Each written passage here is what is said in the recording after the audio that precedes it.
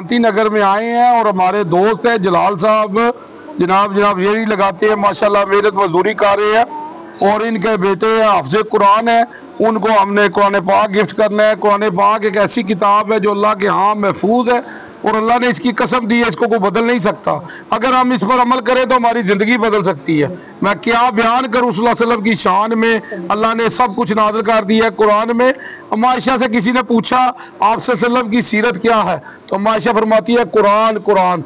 आपसे सल्लम फरमाते हैं कुरान पढ़ा करो, कुरान पढ़ा करो, ये क़यामत के दिन तुम्हारी सिफारिश करेगा। अल्लाहुम्मा सल्ली अला मुहम्मद व आले मुहम्मद। जी आप साहब लो जनाब, आप साहब जनाब और जी क्या हाल है, ठीक हो, खैरियत है?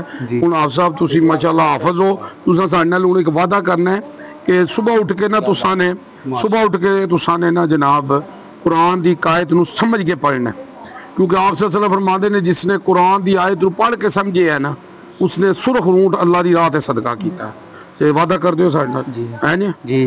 ते जनाब जी ठीक हो जी। आज भी हम हर जंग जीत जाएंगे बदर की तरह, अगर हम हो जाएं अबू बकर उमर उस्मान अली हैदर की तरह।